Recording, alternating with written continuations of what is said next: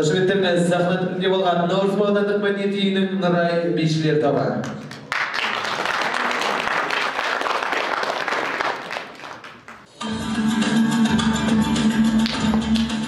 Бүгін қадірменді жиылған қауымыз, шақырылған қонақтар, бүгінгі шарамызға баршаларыңызға қош келдіңіздер дейміз. Бүгін Наурыз ауданы әкімінің қолдауымен тамаша кездесу өткелі отыр. Олай болса, халқымыздың асыл қасиеттерін жас ұрпақтың бойына сіңіру, үлкенді сыйлау, салт дәстүрден нәр алып өсуіне, жақсы мен жаманды ажырата білуге, аталы сөзден ғибрат алуға тәрбиелеу болып табылады. Тарихымыздың өткеніне көз жүгірсек, халықтың рухани мұратына қызмет еткен ұлы тұлғаларымыз аз емес. Қазақ мәдениетінің өрлеуі мен дамуына үлес қосқан мемлекет және қоғам қайраткері, ұлы этнограф Өзбекәлі Жәнібековтің Өзбекәлі және Мәдени Майдан атты жаңа кітаптың тұсаукесері өткелі отыр. Мәдени Майдан атты бұл кітаптың авторы Санжар Керімбаевтың қолынан шыққан Өзбекәлі Жәнібековтің өмір жолы мен қызметтеріне арналған шығарма болып отыр. Бүгін ауданымызға этнолог, зерттеуші, отбасы хрестоматиясы жобасының авторы, танымал тұлға, шығыстанушы, ағартушы, бүгінгі кешіміздің арнайы да құрметті қонағы Санжар Керімбаев ағамыз келіп отыр. Олай болса, қошеметпен ағамызды сахна төріне шақырайық. Олай болса, сізді сахна төріне өзіміздің келіп отырмызға жайғасуға шақырамыз. Олай болса, біздің келі Наурыз жеріне сізге қош келдіңіз дейміз. Алғашқы құттықтау сөз кезегін Наурыз ауданының әкімі Ихтирам Мәди Өмірзақұлына береміз. Қошеметтеріңіз болсын. Алғашқы құттықтау сөз кезегі.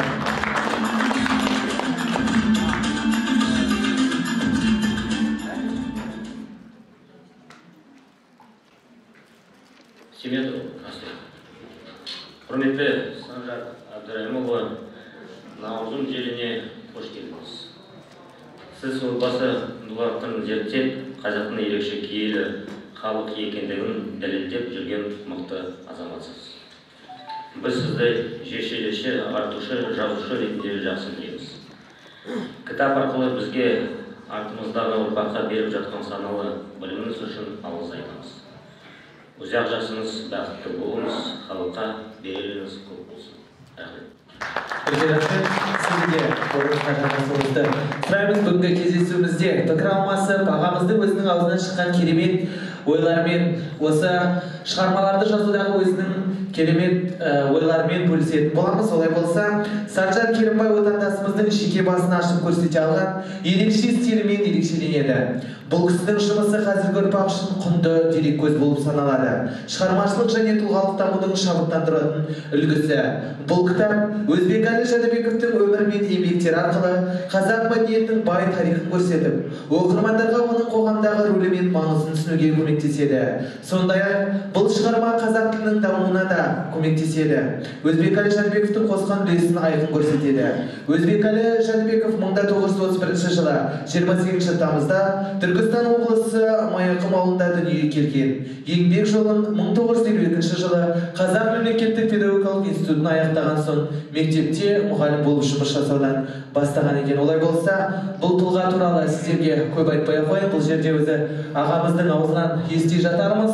Шығармада қандай жаңашылдықтар бар және де осы Өзбекәлі Жәнібековтің өмір жолы мен тарихи тұлға екендігі туралы.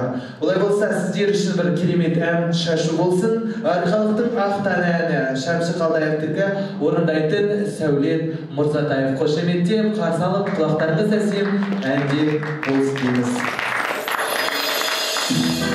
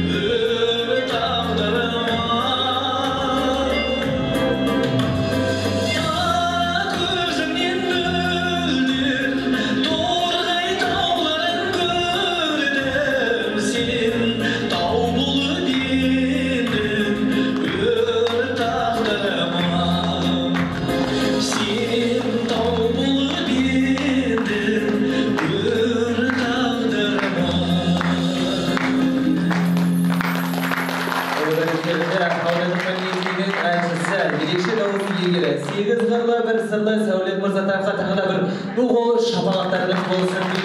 Құрметті жиналған қауым.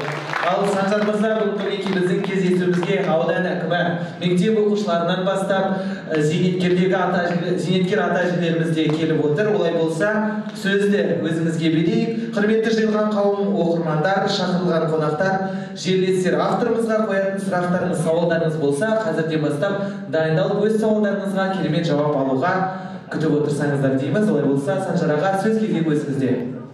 Мынау істеп тұрмай енді. Саламатсыздар ма? Қош көрдік сіздерді. Адамның басы Алланың доғы деген рас екен. Өмірімде келмеген Қостанайға келіп едім. Бірден Наурызымға жүрдеді да Қарамеңден бірақ шығарды. Сонымен адам жүре берсе көре береді деген шынымен де. Әйтпесе біз бұл жерлерге келеміз деген шықтаса түсімізге кірмеген еді. Енді отырып сөйлеген ыңғайлы ма сіздерге? Или мен тұрып сөйлеу керекпін ба? Мен жаңа ғана көмекшім Батырхан айта салыңыздаршы, маған кітаптар әкеліп берсін жерге. Әрқайсысынан бір данадан. Енді бұл жерде мынандай мәселе. Сіздерге бірден ескерте кетейін. Мынау іс-шараны өте қызып жасағанда ұйымдастырушылар. Бұл не презентация екен түсініксіз, менімен жеке кездесу екен түсініксіз, болмаса басқа бір шара екен түсініксіз. Сондықтан маған қазір 1 сағат 15 минутта бітірсеңіз, зал суық, халық жаурайды. Одан кейін елдің де іші пісіп кетеді, сондықтан шараны барынша сыртта жасасаңыз. Сондықтан мен Өзбек әлі туралы да сіздерге көсіліп айта алмаймын. Себебі сіздер артынан сұрақ қоятын болсаңыздар, отарға созылып кетуі мүмкін. Әкел бері қой енді. Қускеде бар ма? Жақсы болды. Сондықтан уақыт өте аз, біз барынша мен тиімді пайдалануға тырысайын. Ең бірінші мынандай нәрсеге көшейік. Мына отбасы хрестоматиясы деген баспа, не баспа? Бұлар 10 жылдан бері Қазақстанды шулатып жіберді. Бұлардың бәрі жер-жерде мұндай бір толқын туғызып жатыр. Өзбек әлі неге мұндай үлкен бұлқыныс туғызып Қазақстан бүкіл аймақтар, өңірлер шақырды деген. Енді сіздерге көрсете кетейін, шетінен айта берейін. Даудың басы Дайрабайдың көк сиыры демекші. Бұл Өзбек әлі туралы кітапты жазуға себепкер болған оқиға мынадан басталды. Енді біз бұдан 10 жыл бұрын білетін едік. Бұрыннан 98 жылдан бері шайқастық. Мен телевидениеге барып 2001 жылы ол жерде көз ашық адамдар кісілер маған айтты, үйретті. Сол кезде барып біз бір нәрсені түсіндік. Жалпы енді ол кезде телевидениеде жұмыс істейтін болсаңыз, мына халықты, оның ішінде қазақ халқын айтып отырмын.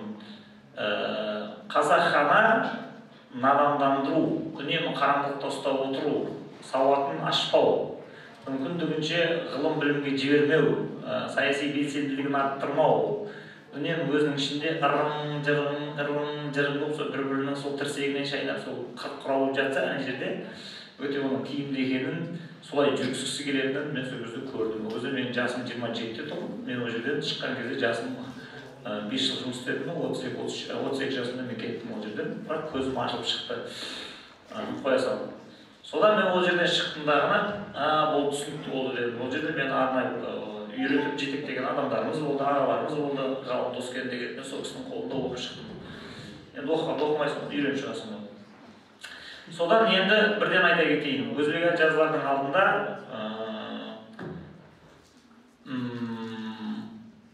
орыстар бір кітап отырды, Россияның ғалымдары, Ресейдің.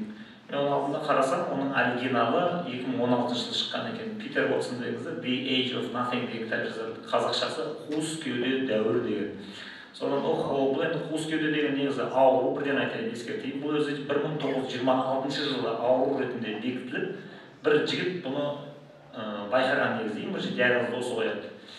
Себепті айтып, біздің ғасырдың адамдары енді осы қуыс кеудеден ауру өледі деп айтқан ғой.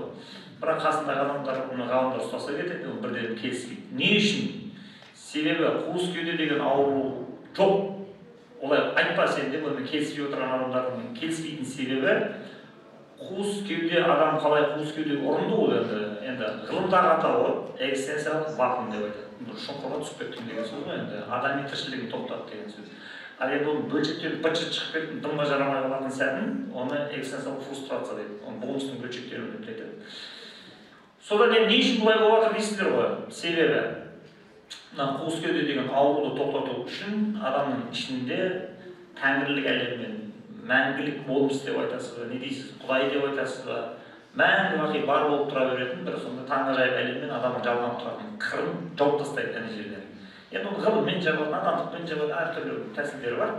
Адамды қолдағы бір қолданысқа салатын бір инструментке айналдырып жібереді. Бұл енді Европада қатты жүрген, Гитлердің кезінде тіпті шектен шығады. Сөйтіп бұлардың бәрін апарып екінші дүниелік соғыстың кезінде мясорубкаға тастайды. Соған байланысты бұл диагнозды қойып отырған жігіт өзі 30-ға толмаған 27-28-дегі врач Венада тұрады. Бірақ енді мазақтап күледі басында адамдар, сенде қайдағы жоқ айтасың анау деп. Бірақ екінші дүниелік соғыс басталғандарына қырғын қасап қырғын болғаннан кейін елдің бәрі шошып кетеді, әне жерде ойбай мынау деген сұмдық қой деп. Содан 45 жыл біткеннен кейін экзистенциализм деген салаға ерік береді. Ал енді сендер мына қуыс кеудеден толтырылатын күштерің болса толтырыңдар деп. Енді олар шамасы келгенше біраз жерге дейін күресті, ғылым өндірді, мәдениет өндірді, анау бірақ бәрібір 2016 жылы бұлар мойындады, ашық. Сөйтті дағына мына кітаптың сыртында отырған ескерткішті Женева қаласына 2012 жылы орнатты. Бұл деген не деген сөз? Бұл деген сөз біз осыншама ғылым білім өндірдік, осыншама жақсы адамға өмір сүруге қолайлы қоғам жасадық, бірақ бәрібір біз қуыс кеуде ауруынан құтыла алмадық. Біздің ертеңгі болашағымыздың бәрі аманда бұлыңғыр. Біз ертеңгі күнге жоспар құра алмаймыз. Ертеңгі күнімізге біз сенімді емеспіз деген. Енді бұл жарайды, бұл тұрсын енді жайына. Бұл енді Европаға біз қайтадан соқпаймыз, ол бізге алыс, бізге ұқсамайды, қызық емес. Бізге қызық жері бұның Қазақстандағы бұл аурудың асқынатын жері қай жерден бастап, мынаны біз тоқтата аламыз ба? Бұны не істесе тоқтайды деген. Бұл енді бұдан әсіресе мектептегі мұғалімдердің бәрі ығыры шығып кетті.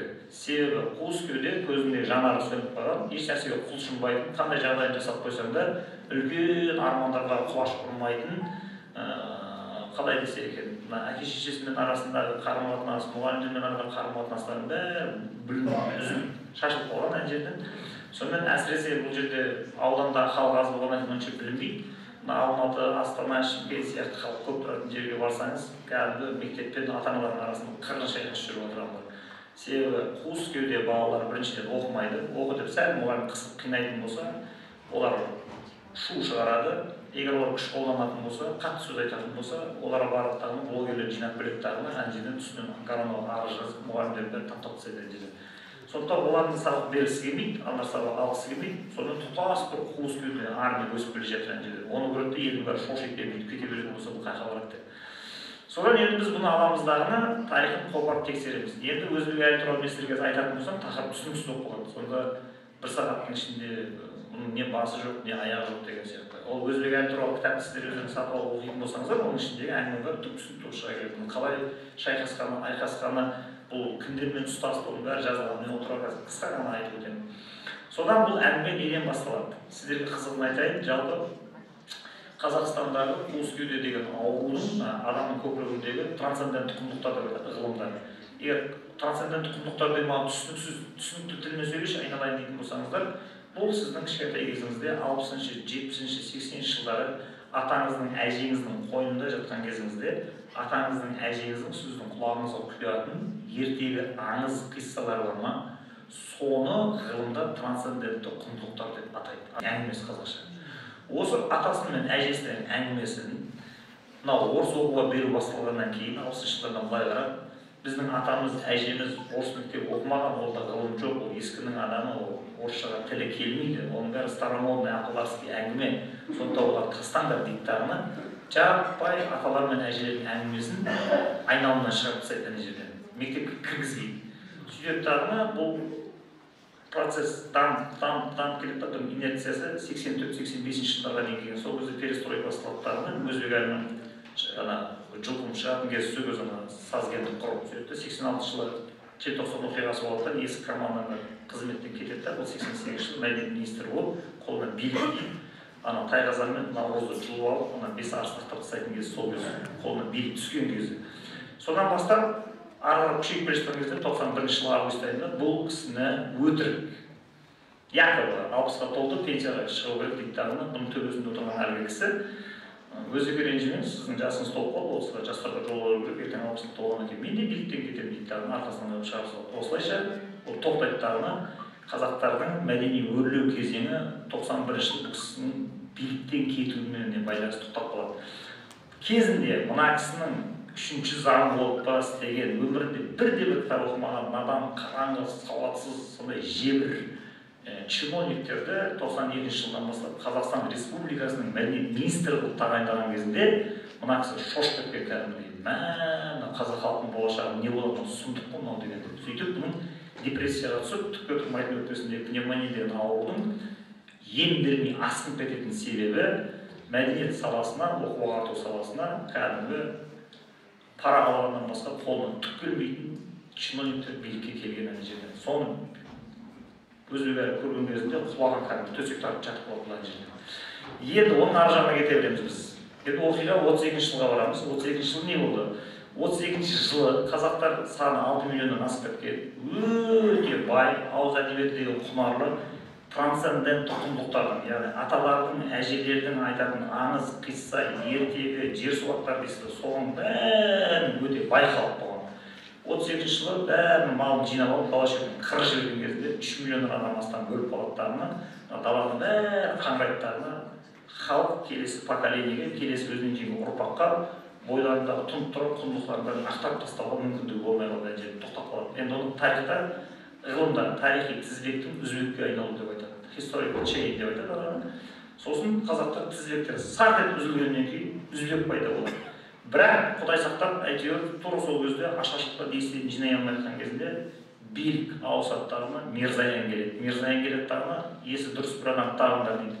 Осылайша сіздер өзбек әлді бұны подробно оқисыздар ертең. Билікке Ташкентте, Өзбекстанда оқу-ағарту министрі болып отырған нарком деп айтады өзі Темірбек Жүргеновті шақырады. Сонымен Темірбек Жүргенов 33 жылдың аяғында келеді тағына қазақтарды қайттан көтерілмейді тағына бюджетке бөлінген ақшаның бәрін алып мәдениет пен оқу-ағарту саласына салаттарының Күләш Байсейітовтің, Шағыр Жиенқұлованың, Құлманбек Жандарбековті, Қанабек Байсейітовті әрқайсысын арнайы маман шақыртып, Москва, Ленинградта оқытып, сөйтіп 36 жыл декабрьда Москваға алып барып, Москваға баруына дүңк етіп соған мәдени жорық жариялап, қорқытып, үркітіп, шошып кетті нормаларды көп. 10 декабрьда бұлар қайтып келген кезінде 36 жылы қазақтар Қазақ АССР болып Россияның құрамында тұрған жерден Қазақ СССР болып бөлек республика болып шығып кететін кез 91 жылы Ельциннің кезінде аман-есен құтылып кетті соның арқасында. Енді бірақ Темірбек Жүргенов билікте 3 жыл я отырды, я отырмады. 37 жылы октябрьда ұстады, 38 жыл 10 мартта алып тастады әлі жерден. Содан бұл тоқтайды тағы 41 жылға дейін тағы да тұра бере басталады. Құдай сақтап 41 жылы билікке қолында ақшасы бар адам болып сіздердің жерлестеріңіз келіп қалады. Сөйтіп тағы Қостанайда Ұрай алтын сарай мектебінде оқыған Ильяс Омаров келеді ана жерге. Сөйтіп ол сауда министрі болады. Сөйтіп сауда министрі ол ана жерде бәрін таниды. Ұрай алтын сарайының шәкірті Бекетов өте Тілеуовтың қолында оқуға баратын кезде бейімділік майнаған киім алып береді. Сол Алматыға келеді, қасында тура 41 жыл соғыс басталып жатқан кезде геология институтының директоры болып Қаныш Сәтбаев келеді да, ол өзінің 17 жасында Семейде бірге оқып, бір квартирада тұрған досы Мұхтар Әуезовті алып келеді қасына. Осылайша бұлар үшеуі бір жыл алаттарына ән жерде қазақтарды көтеріп бастайды.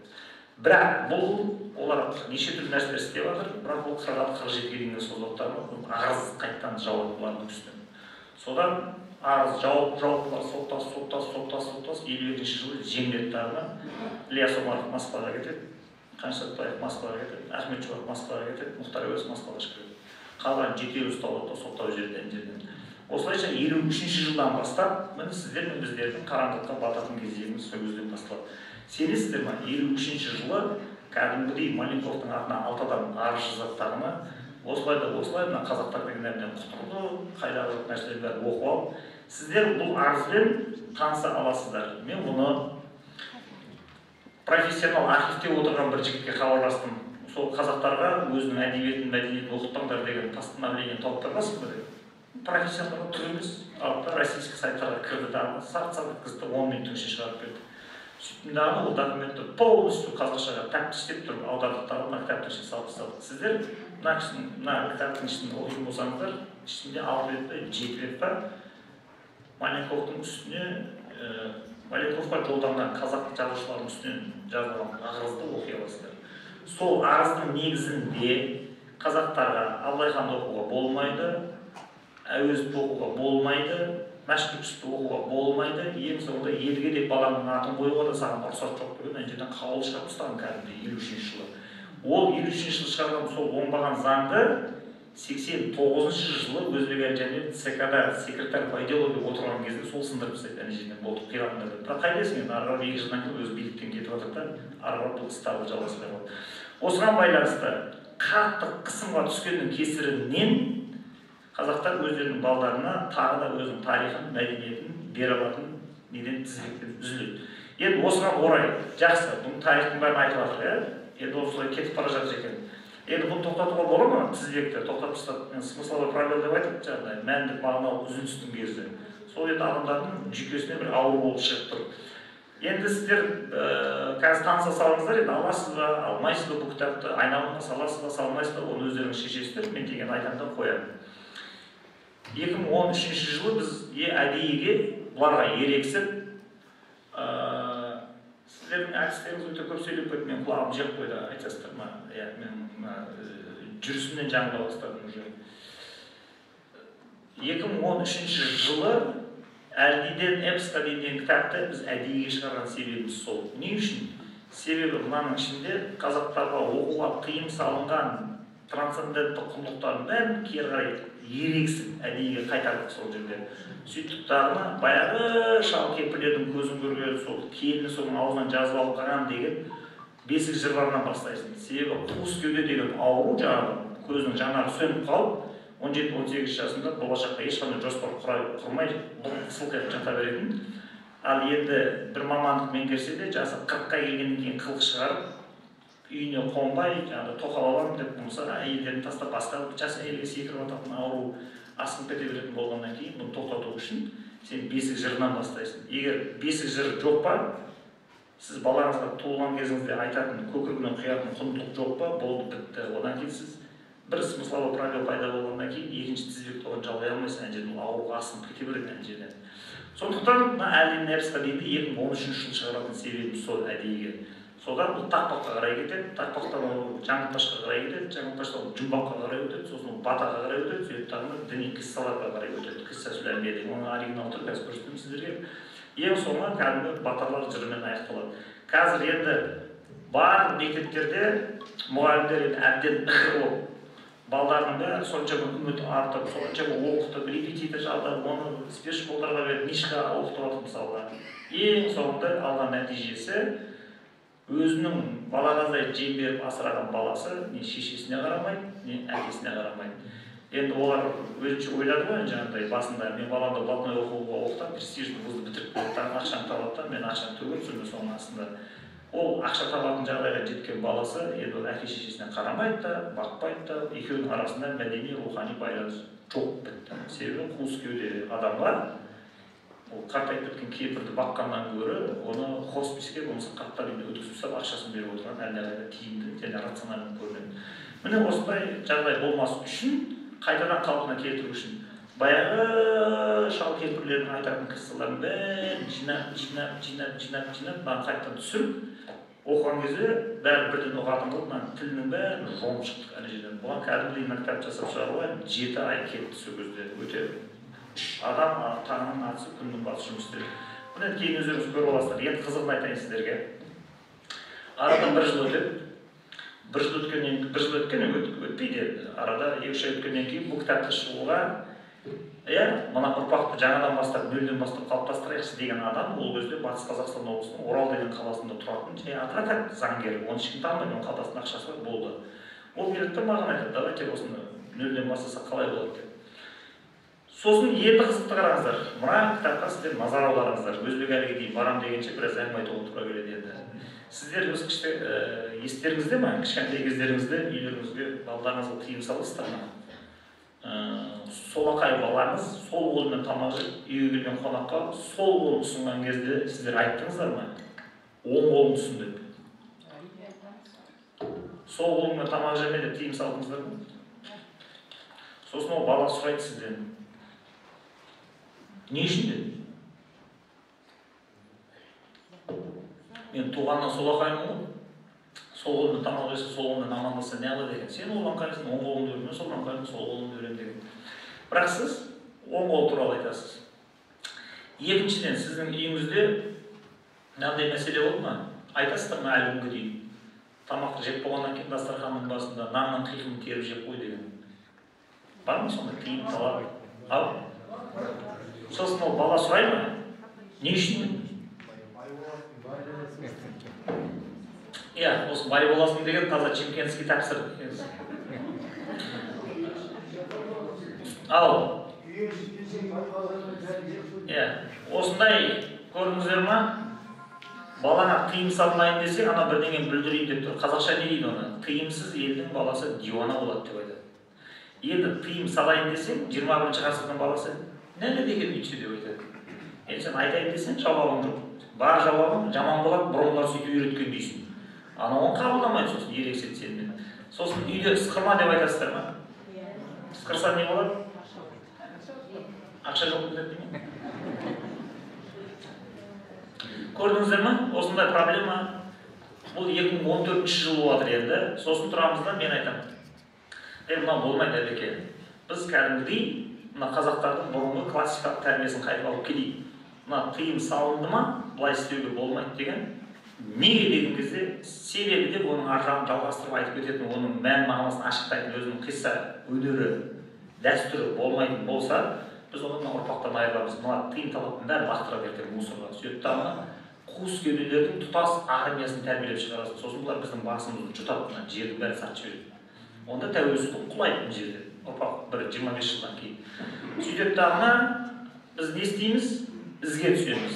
Енді ізге түсіп табайын десең, ешкім оларды жазып алып қалмаған. Бізде қазақта мынандай дәстүр бар, мынандай тыйым бар дегенде кете берген ашылмаған. Енді оны қаяқтан табамыз? Екі-ақ шанс қалды. Біреуі Қытайдан келген этнолог Болат Бопайұлы деген кісі, ол жақсы жинаған. Онымен қызықтың қара 2001 мен 2006 жыл мен оны радиода бірге жұмыс істеген, оны жақсы танимын. Бірден тауып алдымдағы, Болат аға бергенмін, сен білесің ме ананы? Ана тұрды, иә, сенің айтып отырған заттарын мен білемін. Баяғыда кішкентай кезінде 14 жасында Қытайда жүргенде Ахат деген шалдың аузын жазып алған. О, Құдайдың құдіретін қарай, әкел береді. Жартысы мияқтан шықты, Қытайдан шықты. Енді жартысын қайдан табамыз? Жартысы жоқ. Міне сол кезде менің қасымдағы авторлардың біреуі Түркияға оқып кетіп қалаттарына 6 айдан кейін маған телефон соғады. Тез бәрін тастаңыздарына Түркияға маған артынан ұшыңыздар 2 адам. Мен таптым қазынаны дейді. Қаяқтан таптың? Сөйтсек, міне тыңдаңыздар, ақиқат деген қайдан шығады? Сенесіздер ме? 92 жылы пытшыт бардақ басталмай ма Қазақстанда? Бандитизм. Сөйтіп бүкіл Қазақстан халқы ақша жоқ. Бәрі Аладорба арқылы айтқанын базарға шығады. Сөйтіп қай жерде алюминий металл бар, соның бәрін Қытайға сата бастайды жерде. Осындай қараңғы заман орнаған кезінде Түркияның ғалымдары тұрғандарына этнологтар былай 5 команда құрады. Сөйтіп айтады, қазақтар деген өте бай, ауыз әдебиеттер деген бұларда төгіліп жатыр. Бірақ бұлар оның қадіріне қазір жетпейді. Бұлардың есіл дерті тек қана тамақта болып жүру қазір. Свет жоқ, көмір жоқ, аштан өлейін деп жатыр бұлар. Сондықтан команда құрымдардағы қазақтар бұлар аузынан жазып алды. Осылайша 95 жылы Түркияның ғалымдары 5-ке бөлінеді. 5 команда, біреуі орталық Қазақстанға кетеді, екеуі шығысқа, екеуі теріскеймен желді түстікке кетеді. Осылайша ауылға келеді дағына, ауданда. Ауылдарында қария бар ма? Қожаның ұрпағы бар ма? Қожаның қыздары бар ма? Кемпірлері бар ма? Бар кітап ұстағандар. Үйіне келген дағына, мынаны білесің бе деп отырғандарын ана жаза берген. Бәрі Қазақстанның сыпырып, сипап, запись жасағандарын, Түркияға алып барғандарына қазақтардың қисса айту өнері, сенім нанымдары деген пәле-пәле кітап шығарып жинап тастаған жерде. Оны біз білмейміз. Содан 2014 жыл біз оның артынан қуалаймыз. Сөйтеміз дағыны қуалап. Не үшін қуалап жатыр оны? Қуаламасақ, біздің ендігі 2014-тен бастап туылатын бала шағамыздың бәрінің көкірегіне сұраққа жауап беретін құндылықтың бәрі қолдан кетейін деп тұр. Онда бітті, ұрпақ тозайын деп тұрған жерден. Сонымен артынан қуылдық қананы. Барлықтарын 1 ай жатып, ана кітаптардың бәрін сүзіп, ішіндегі жауһарлардың бәрін сүзіп алдықтарын Қазақстан қайтып алып кетті. Енді тыңдаңыздар сіздер әңгімені. Мынаның қиқымын теруге көп жедеп айттың ана жерден, отыраттарды сұрайды сенен. Ол не болады сонда? Ал енді біз Түркиядан тауып алған документті алып қарайтын болсаңыз, сол жерде оны бір созақтағы Шолаққорған деген ауылда тұратын Күләш деген 82-дегі кемпір баяндап отыр. Олай болатын себебі баяғыда осылай Ұрайым пайғамбардың малы көбейіп кетіп, жердің бетіне сыймай кетті дағы, оны уайымдап еді. Бұл қалайша ертең мынаны сұрау олай болады деп еді. Мен мына Қыдыр атаны қариялардың ішіне жасырған қадір түнін 365 түннің ішіне жасырған, сол сияқты үйдің берекетін, ырыс құтын нанның қиқымының ішіне жасырған. Нанның қиқымын шашпай жесең, берекең шашылмайды, ішіңде қалады. Ал сен үнемі нанды шапанның етегін жайып қойып жейсің дағына, шапаннан түскен қиқымның бәрін теріп жеп қоясың, содан сен берекең шашылмайтын, бай болатын себебі сол деп айтты дейді. Ойпырмай бұл қалай болады деп отырып, ертеңгі үйіне алба, жылба, бұндай сапар шеккен, 4 қап-қара болып кеткен, күн қақтаған 4 дәруіш кіріп келді дейді. Қақы бара жатсыңдар сапарда, не істейсіңдер? Құдайды мақтаймыз. Мен де пайғамбарымыз Құдайды жақсы көріп, кәне айтыңдаршы деп айтты дейді. Төртеуі отырып тағы Құдайды мақтап тахлил айтып дейді. Ұнаған соң есінен танып құлап қалды. Қайтып тұрды, тағы бір айтылашы деп, есінен қызықсың, енді ақысын төлесейші деп айтты. Ақысына не сұрайсың деп, ана далада жайып жүрген түйеңнің бәрін бер, сосын айтамын деп айтты. Болды, түйе сүйендікі. Айтты, тағы айтшы деді. Жылқыңды берді, тағы айтшы деді, сиырыңды берді, тағы айтты, қойыңды берді, ешкімді берді.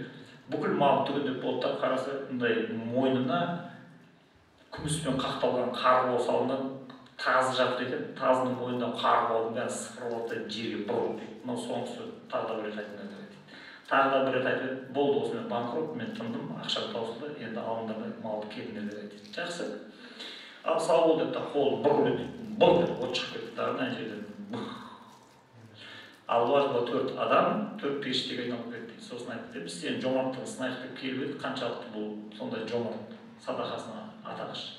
Шынымен де мықты екенсің, сынақтан сүрінбей өттің. Ал енді малың, мүлкіңнің бәрін өзіңе қайтарып береміз. Біз енді үйімізге жоғарыға кетеміз деп айтты. Кетпейсің деп айтты. Неге кетпейсің?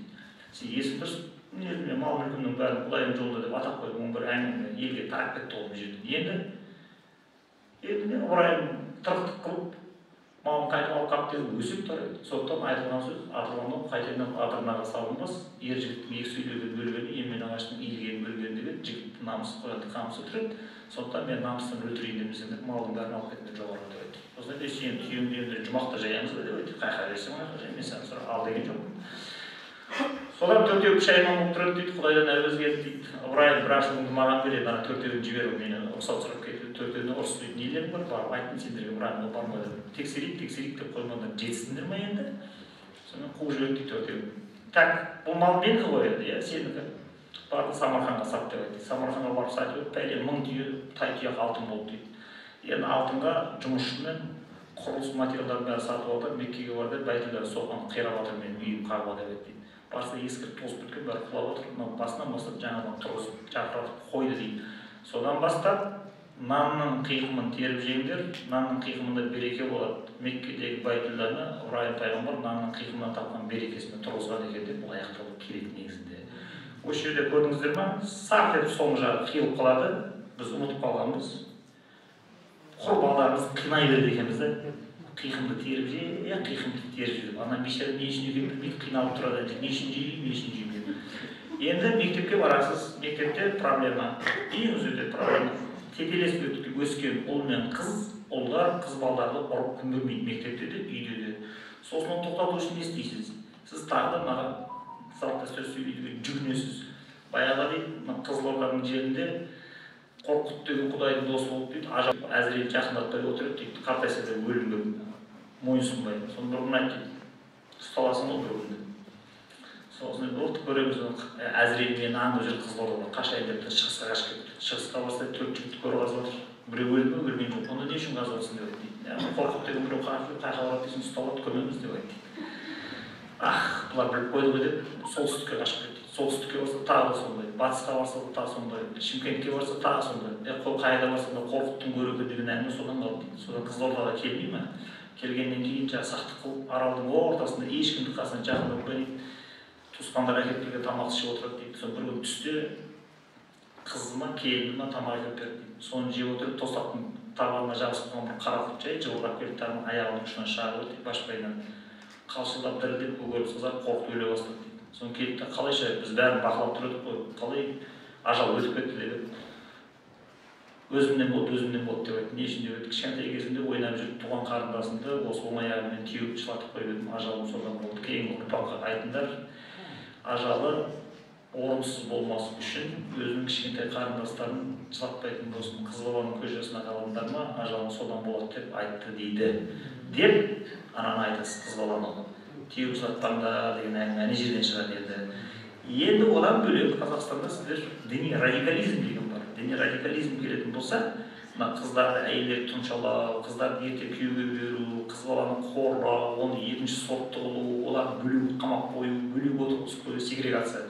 Сіздер күліп отырған шығарсыздар, мен кеше ғана Шымкенттен келдім, Шымкенттің Сайрам ауданының өзбектер отыр. Ол өзбектер қоя береді. Ар жағында Арыс ауданында 100% қазақтар тұрады. Менің ауылым. Сол жерге барсаңыздар, діни радикализмге өтіп кеткендер қазақтың салт дәстүрінің бәрін бұзып, туған күнге келген адамдарды ауластан пуштундар ұқсап, қыздарды әйелдерді бөлек, еркектерді бөлек отырғызып той жасаған ана жерде. Бұл деген катастрофа, мен сіздерге айтайын. Әйел адамды қараңғылыққа құлаттың ба, болды, болашағынан үміт үзе бер, ауластан айналасың деген сөз. Сондықтан қазақтың тәрбиесінде қыз баланың сауатын ашу, қыз баланы оқыту, қыз баланы күтіп ұстау деген алдыңғы орында жүреді. Енді ол қалай шешесін деп жатыр маған ана жерден. Еш уайымдамаңыздар, мына кітаппен бәрін шеше бересіздер, қазір отырып аласыздар. Мына Түркия мен Қытайдың қазақтарының аузынан осының бәрін соңында сүмеңдеп жүріп жазып отыр. Көке, айтшы тағы не бар деп. Сонда айтады, пайғамбарлар ұйықтап отырып келді, түнде оятты дейді. Тұрып еді, Түркия Қытайдың дәрігеріне қонаққа барып отырып барды. 4-ші қабатқа ұшып кетті. Кетіп бара жатса алыстан қараса, сақалы күмістей бір басын тымақ киген бір шал отыр дейді. Саптама етік киген қасында ақ жауапты бір кемпір отыр. Бұл кім деп адам ата Хауана ғой деп тоқтай сәлем берейік дейміз, ұят емес өтіп өткенбіз.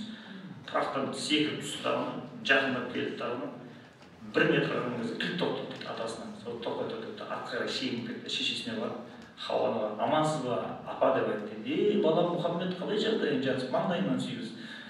Балам қалай, бәлем қалай, түрің қалай, Хадиша қалай, бәрі жақсы бар еді, атаңа сәлем берді. Ассалаумағалейкум ата, уағалейкум ассалам. Мұхаммед қайда шықтың? Құдайдың дәрігеріне қонаққа барады. Дұрыс.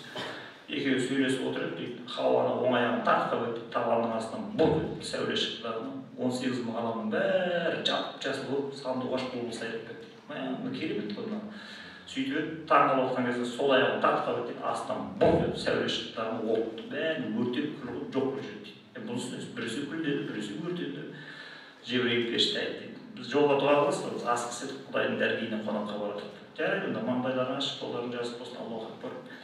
Екеуі кетіп бара жатыр, Жебірейіп періште айтты, Құдайдың досы Мұхаммед, сені Құдай сақтады, жаңа пырақтан түсіп сәлем берген дұрыс болып баяғы білесің бе? Жүсіп пайғамбар аттан түспей атасына сәлем берген, сонда денесі шіріп кетіп, артында тұқымы қалмаған еді. Сол әдептен сүрінбей өттің. Екіншісі, анаңа бұрын сәлем бергенің дұрыс болды. Егер атаңа бұрын сәлем беріп, әйел адамды екінші орынға ысырғанында Құдай ренжіп, мына сапарды тоқтатып, үйіне қайтарып жіберетін еді сені. Сосын өсіп өмірдің бір жолын айтайын ба саған деп айтты. Иә деді, сен былай деп айтты. Ертең үмбетіңе оралғаннан кейін ауылындағы серіктердің бәрін жинап ал да үгіт қыл деп айтты. Бұдан былай 3 қыз тапқан әйелді төрге отырғызасыңдар деп айтты. 3 қыз таппаса не істейін деп айтты. Онда 2 қыз тапқан әйелді әрпештейсіңдер деп айтты. 2 қыз таппаса не істейін деп айтты. Онда 1 қыз тапқан әйелді құрметтейсіңдер деп айтты. Қыз тумаған әйел болса не істейін деп айтты. Онда ұл тапқанды төрге оздырасыңдар деп айтты. Тумаған әйел болса онда ерін күткен деп айтты. Күйеуге тимеген қыз болса не істейін деп айтты. Онда өзінің ар-ұясын көрсеткен деп айтты. Не десең, қыз баланы, әйел адамды әрпештеп, құрметтеуді сендер үйренбейінше, өсіп, өніп, елге айналмайсыңдар деді дейді. Міне болды, сіздер аласыздар дағы балаңыздың көкірегіне осыны сарды еткізіп, қия қоясыздар, қорғасын құйғандай, барады, көкірегіне барады, орнайтта қалады. Болды, соны арып, гүрілдеп, ана кете береді. Енді бұл жерде тағы да бір кітап бар, Сияр Шәріп деген. Мына кітапты бірақ мектепте оқыта алмайсыздар, бірден айтайын. Себебі бұл пайғамбардың туғанынан бастап дүниеден өткенге дейінгі аралықты баяндаған діни реңдегі кітап. Бұны бірден ескертемін. Бұны ата-аналар үйінде баласына баяғы ескі мектептің несімен оқытады. Бұл кітаптың жазылу тарихы да қызық. Мынаны Шымкентте тұратын Алты Бармақ Шымри деген Бұхарада оқып келген бір ғұлама араб елдеріне барып, сол жақта оқып келген кезінде парсы тілінде жазған. Бірақ бұл қызық қай ғасыр десеңізші, 15-ші ғасыр. Қазақ хандығы құрылып отыр. Тура сол кезде бұл осыны алып келе жатыр. Сөйтіп тағы Ауғанстанның жерінен келе жатқан кезде Герат деген қалаға соғады. Гератқа келсе, ол Құдайдың құдіреті. Герат деген қаланың әкімі Әлішер Науаи. Әлішер Науаи өмір бойы Гератта тұрған еді, Өзбекстанда емес. Сосын Әлішер Науаи екеуі жолығады, қалай, екеуі де түркі. Сосын айтып келген, не сен білесің бе, қазақ хандығы бөліп кетті.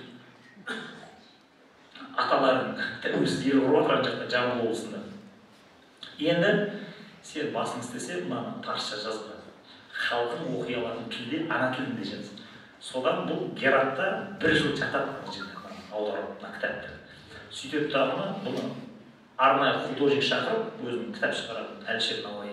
Мына кітаптың сыртын бұзаудың терісімен қаптап, ішіндегі суреттерін бәрін салып беріп қойған. Әдемі мынандай екенсін кітап.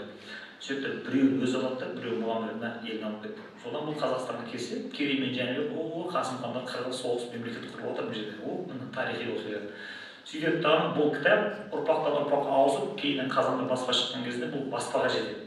Сөйтіп 37 жылға дейін ілінбей ма әрең дегенде, сол кезде қазақтарға бұл сияр шәріп оқытпаңдар, себебі мыналар пайғамбарлардан сонда рухани күш қуат алаттарына, содан бұлар өсіп өнеді.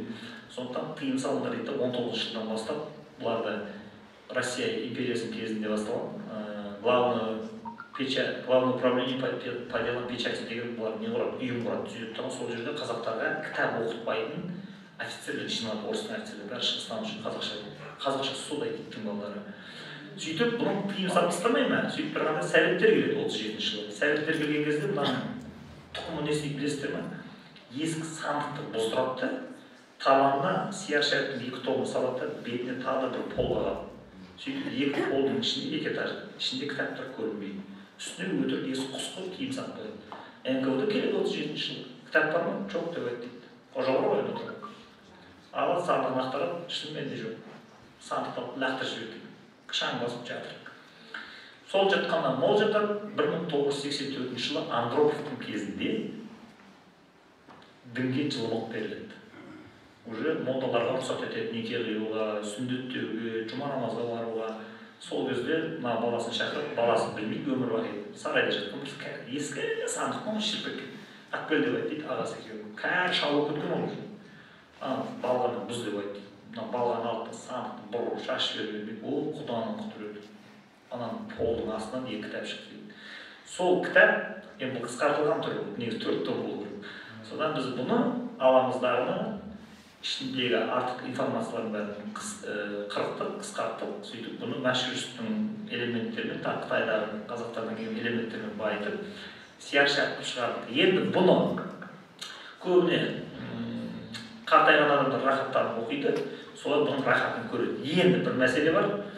Ата-аналар бар емес па енді, жарайды, современный ата-аналар тұрады да айтады. Мен мына сіздердің шығарып жатқан кітаптарыңыздың бәрін қалай жүйелі оқыту керек екенін түсінбей жатырмын, маған түсіндіресіздер ме? Сондықтан біз бұған арнайы балалықтан даналыққа деген ата-аналар үйінде отырған кезінде даналықты баласының жүрегіне қалай сауатты түрде құю керек, соны үйрету керек әйтеуір. Себебі бұның өзінің девизі бар.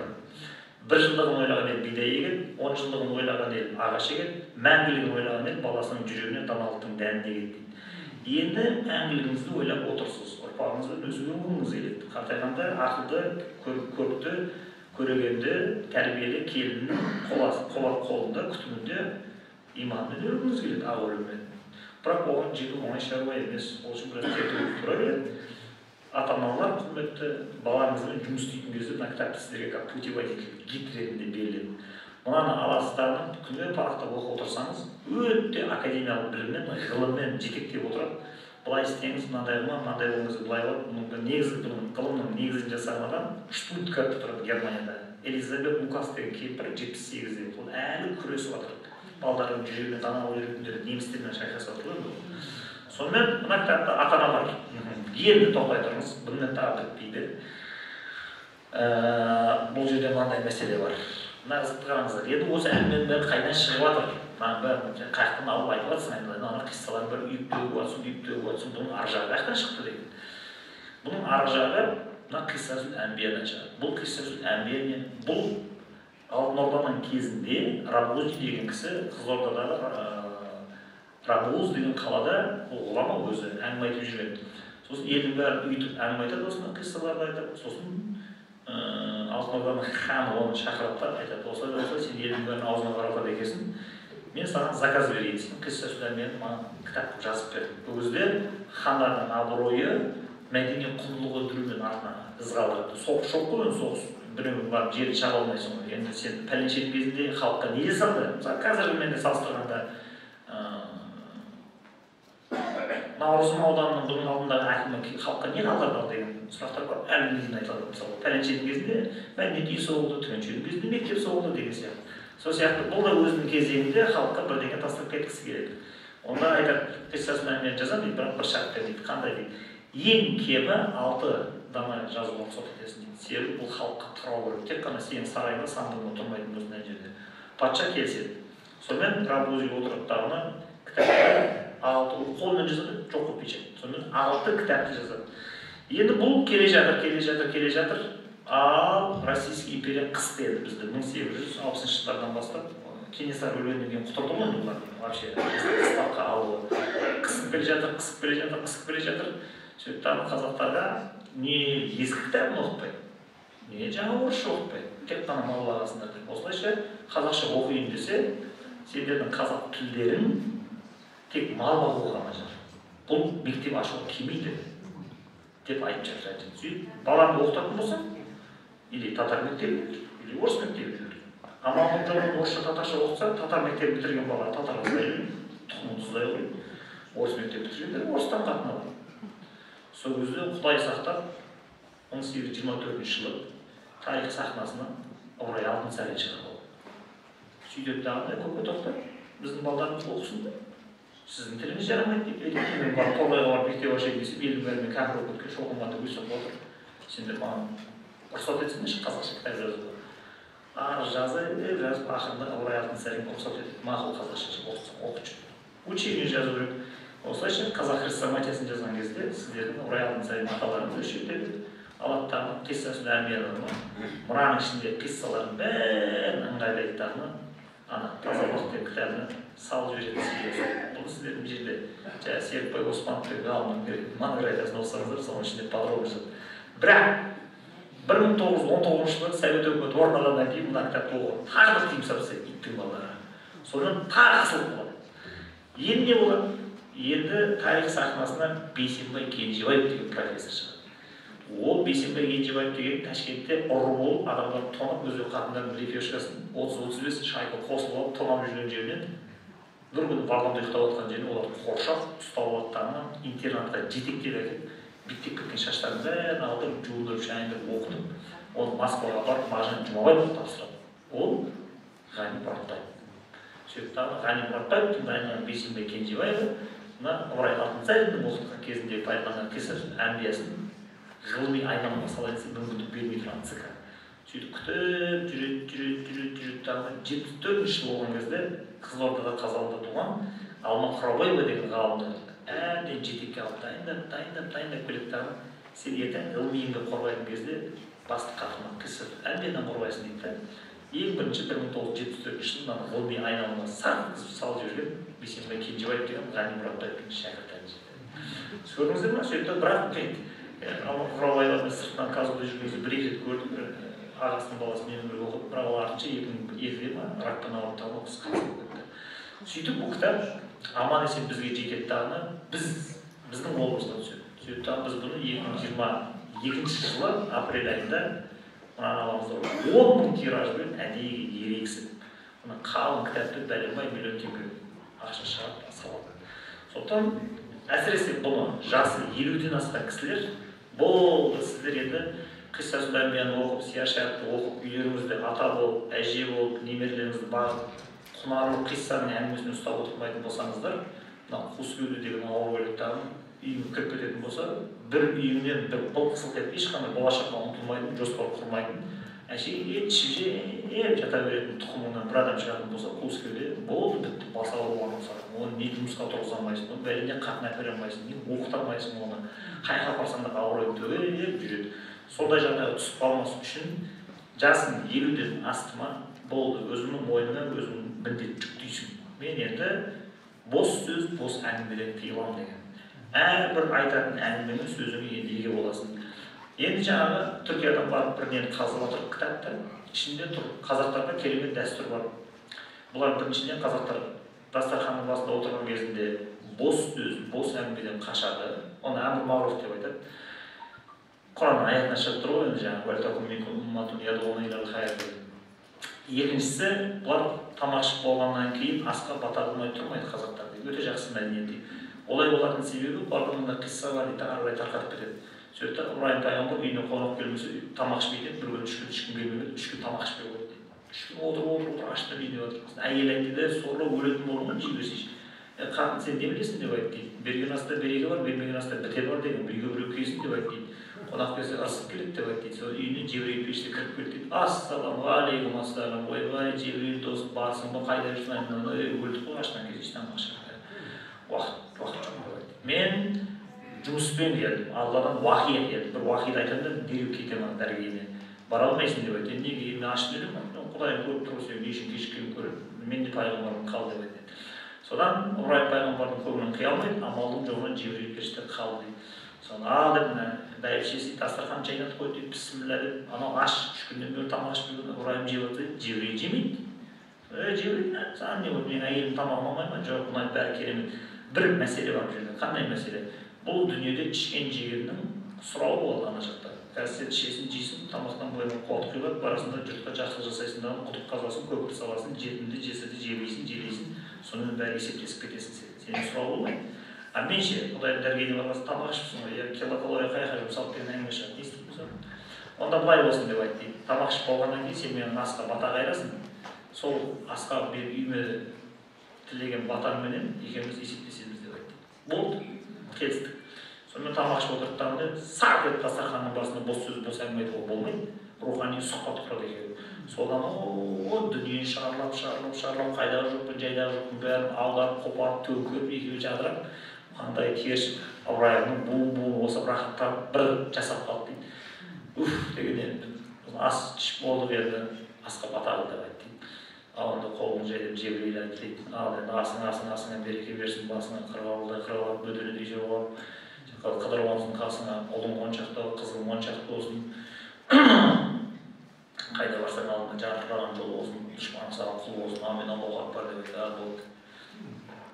Кетіп бара жатыр, тоқта деп айтты. Табылдық. Сен бағана маған үйге келген кезде Алладан бір уахи алып келдім деп айтып едің, сен есіңнен шығып кетті ғой деп айтты. Айтпадың ба соны? Мен адам емеспін, ұмытып кетемін. Мен періштемін, періштелерді ұмытып кету деген нәрсе жоқ. Біз бәрін мінсіз атқарамыз. Қашан сен маған уахи айттың деп айтты. Жаңа екеуміз дастарханның басында 2 сағат рухани сұхбат құрдық қой деп айтты. Алланың уахи деп жүргендерің осы рухани сұхбат әңгіме деп айтты. Кейінгі ұрпаққа сәлем айтты. Дастарханның басында отырған кезде бос сөз, бос әңгіме, бос күлкіге айналмасын. Олардың дастархан басында айтатын әңгімелерінің мәні, мазмұны Алланың уахиына тең болатын болсын. Егер дастарханның басында бос сөз, бос әңгіме қаптайтын болса, жүректерін қара топ басаттарына олар соны ауыр болады, қош сау болды деп ұшып кетіп қалды. Содан бастап қазақтарға дастарханда тамақ ішіп болғаннан кейін біріншіден асқа бата қылмай тұрмайды, екіншісі дастарханның басында жүректі қарайтатын бос сөз, бос әңгіме айтуға тыйым салынған. Ертең ораза келеді, бір айға жетер жетпес уақытта ауызашарға шақырады сіздерді. Барасыздар. Бұл таза діни мейрам. Сіз аузыңызды ашып болғаннан кейін, как ақсақал ретінде 2 сағат әңгіме ұстап отырмыз керек. Ел жұртының аузыңызға қарап отырып, не айтасың?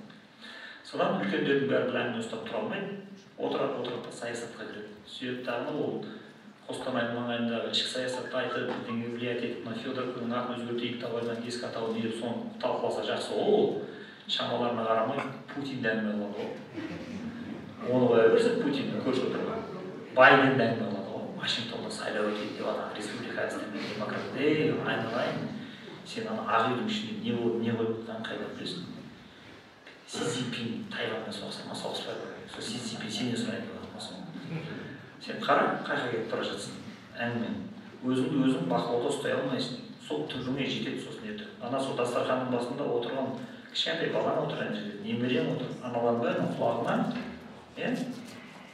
түкке пайдасы жоқ.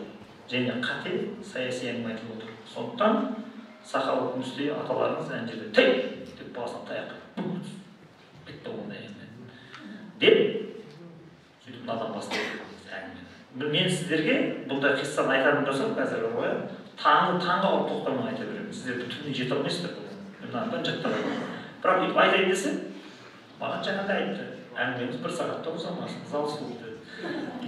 Сондықтан болды, осымен әңгімені бітіремін. Ең соңғысы отбасындағы 30 сабақ деген. бұл не үшін шығарылған? Бұл әрқайсысы бір принципке құрылып жатыр ғой. Бұл маған құрылды. Қазақтарда қазір соңғы 25 жылда шамадан тыс жұмысқа тұтылуға байланысты кітаптардың бәрі сатылып жатыр. Уайымдамаңыздар, қазір айтып аласыздар. Қазақтарда ер азаматтар ақша тапқанын міндет қылып, үйдегі бала тәрбиесіне араластырады. Сөйтіп бәрін әйелдің мойнына жүктеп тастады. Ол бала туу керек, ол ене бағу керек, тамақ істеу керек, кір жуу керек, қонақ күту керек, базарға бару керек. Еркек адам не істейді десең, еркек адам не істейді? Ақша табады, ол бітті. Баняға барып келеді, анда-санда қасқыр атып түлкі алып болды, басқа дымдап жүрмейді. Енді соған байланысты семьяда әйел адамның күші жетпей бара жатыр, энергиясы сарқылып жатыр, бала содан азап шегіп жатыр. Соған еркектерді бала тәрбиесіне қайттан тарту үшін мынаны специально сонда тұзақ қондырған. Ішінде ораяқтың сайын баяғы қолданған методтардың бәрі ішінде сол үй тұр. Қырық мысалдар да тұр, Ахмет Байтұрсынның бәрі сіздердің жерлестеріңіз, мөлшерден шығатын атақты ағартушы классиктер. Сол бәрін қайтадан алып келдік тағы жүйелеп, бірақ тұзақты қалай ұрып еркектерге? Әйелі тұрады тағына, отағасы, айналайын. Мына біздің жаңағы бейбарыс тапсырмасын орындаймын деген екен, мына ішінде бір кішкентай бір ертек бар екен, соны түсінгенін сұрап жіберші деп айтады. Сосын ертегі тұрады тағына, қазір не ол дейді тағына, бірінші ертегін оқып қалған кезде тарс етіп крючокқа түседі тағына, әліп сол қызығына кіреді тағына, ері, әйелі, күйеуі, қызы бәрі бірге үй тапсырмасын жасап кететін. Сөйтіп, отбасын современный аталады. Қайтадан бал тапқанға да міндет қылып ішкірейіп жататын еркекті бала тәрбиесіне, оқу тәрбиесіне қатыстыру үшін сондай схемамен жасап шыққан. Бұл өте қазір Қазақстанда өте популярны. Мынау отбасында 30 сабақтың баланың өзіне арналған дәптері. Бұнымен бала өзі отырып орындайды. Біз енді сіздерге қазір қанша болды? Ровно 1 сағат, мен 5 сағат уақытым болды, енді 5 минуттан кейін доғарым. Мен соғысы Өзбек айтып Жәнібек. Бұл кітаптен сіздер өздеріңіз аласыздар да ішін ашып оқисыздар. Бұның осы Қостанайдағы, қазір өзде Торғай облысындағы шайқастардың бәрі сіздер Құда қаласа оқисыздар. Енді бір керемет дүние. Бұның кітапты жазуына бір шетінен асығыс болған бір себебі. Мен осы кітап туралы бір информацияға айтқан кезде Инстаграмнан Қазақстанның Румынияда отырған елшісі Нұрбақ Рүстем дегеніңіз маған телефон соқты. Өзім Түркияда болды деді. Сөйтті да маған Санжар деді, Өзбек деген кезінде Қазақстанға тәуелсіздік алып берген Тайғазанның наурызды қайтарғанның 5 арысын ақтаған сұмдық Торғай облысының 5 жылдың ішінде миллионерға жүрген адам. Бұның көзі көрген соңғы адамдардың уже алды өліп жатыр, бәрі таусылып жатыр. Сондықтан тез кет деп, мен саған телефондан тауып берейін, үйме қуалап жүрді, тықырлатып жазған деді. Румынияда сол отыр Бухарестте. Сөйтті дағы қазір телефон. Не үшін ол маған телефондар тауып мен айтамын деп отыр? Себебі 82-83 келген кемпір шалдардың бәрі күтімге мұқтаж. Дерек бер десем, мазамдалмаш, ауырып отырмын, тұмау едім деп қырқсықтау айтады, сені қабылдамайды. Ана посол айтса қабылдайды. Сөйттағым былтыр 22 жылдың декабрінде мен Түркияда оқуымды тез тастадым, бір кеттікті мен қуып жібереді. Содан мен зырылдап отырып, Кайсериден Стамбулдан Алматы ұшып келемін. Алматыға келемін, бала шағасымен танысам. Бересіңдер ме? Дерек береміз. Одан Астанаға ұшамын. Астанаға ұшамдағы сол кездегі Торғайдың атақты арқалықтағы театрында шешесін бітіріп келген 17 адамның біреуі. Сол жерде тірі Мұхтархан Манапов деген. Оны тауып аламын. Сол жерде алғаш Торғайда сіздерде Шертер деген ансамбль болды ма? 73 жыл, 74 жылы. Сол Шертердің бишісі болған Тойған ізім тауып аламын жерден. Ол әлі жерде сабақ беріп отыр екен. Сосын біреуі 68 жылы Болгарияға баратын соғысқа төбелесіп келетін Гүлжан Талпақова Атырауда отыр. Онымен Атырауға болған. Сол детальны ғана айтамын. Гүлжан Талпақованың төбелесіменен мен бұл жиынды аяқтаймын. Оқиға қалай болады? Бір ғана деталь. Өзбекайдың кітабын ашып оқимын. Ол жерде тұрып та айтады. Мен Цейлоннан кеселім 1938 жылдың апрель айы болу керек дейді. Кесем дейді, апрель айының соңында Москва, Қазақстаннан фестивальға баратын бір өнерпаз адам алған жастар бар. Москва жазғандай, жігіттер бұл қалай? Енді ешкім түсінбадыңдар ғой. Қалай түсінбадыңдар? Қазақстаннан бір адам шықпайды ма сол? Қазір тұра-тұрғанда біреу хабарласады. Қызықты ғандар. Бір ұялмау, ұятсыз, шовинист біреу телефон соғады. Өзбек әлгі. Сөйтіп айтады, сендердің бір 10 жыл 15 жыл 20 жыл 30 жыл 40 жыл 50 жыл 60 жыл 70 жыл 80 жыл 90 жыл 91 жыл ағашқа ма таяққа ма бір жалбырап күліп қойып дыңғырлатып отыратын бір инструменттерім бар еді ғой деп айтады. Көрдіңдер ма мені отношение қандай? Соны барып Софияға алып барып дыңғырлатсаңдар экзотика сияқты әсер етеді дейді. Өзбек әлі тұрып айтады, сен кімсің маған команда беретін, ананы апар, мынаны апар деп, сенің жұмысың болмасын. Софияға керек болса мен биші атқанын биші деп. Не үшін үйтіп айтасыз? Үйтіп айтатын себебі қазақтарда би болмаған жабайы. Қазақтар біз адам болғанымыз революциядан кейін. Бұлар жылына 4 рет көшіп, 2 рет ет жеп, 1 рет қымыз ішіп мас болып жатқаннан болса қолдарынан түк келмейді деп айтқан. Қазір көрсетемін саған дейді. Сөйтеді дағы бұл конкурс жариялайды. Конкурс жариялаған кезде Алматыдағы бишілердің бәрін жинаймын. Соның ішінен мықтыларын сұрыптап алады дағы Москваға алып барады. Тыңдаңыздар, Москваға барған кезде тек Алматы бармайды. Орта Азиядағы шығыс елдерінің биін билейтін 6 мемлекеттен адам бару керек. Әзербайжандар ең мықтыларын алып келеді, өзбектер ең мықтыларын, қырғыз, түркмен, тәжік бәрі бар ана жерге. Ал бидің көкесін түбін түсіретіндер олар өзбектер. Сонымен барады дағыны, ал давай дейді дағыны, бәрін неге конкурсқа салады ана жерге. Бәрі билеп жатыр аналар. Ішінде біздің қыз кетіп барады. Гүлжан Талпақова деген 20 жасар атыраудамыз. Ең соңында Большой театрдың директоры Туманов микрофонды алады. Гүлжан Талпақова Қазақстаннан келген, сол ғана барады Софияға, қалғандарын үйлеріне қайтыңдар деп айтты.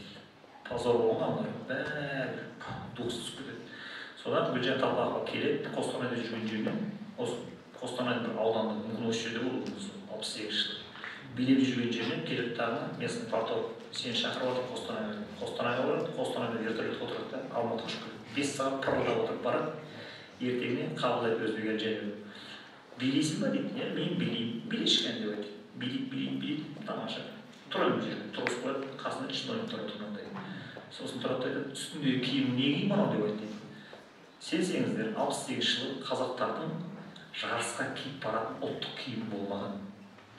Үстіне алба-жұлба баяғы қазақ концерттің ішінен құрақ киіп алған, размері келмейді, ішінде түйрешпен буп-буп түйіп алған екен.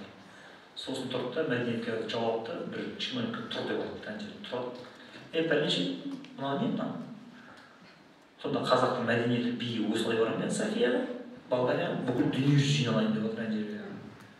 Сосын сағатына қарайды айтады, қазір ровно 3 күн беремін дейді. 3 күннен кейін осы жерде кездесеміз сағат 11-де. 3 күннің ішінде Гүлжан Талпақованың осыдан әр биіне бір ұлттық киімнен қымбат матадан киім тігілмейтін болса мойындарын жұлам деп айтты.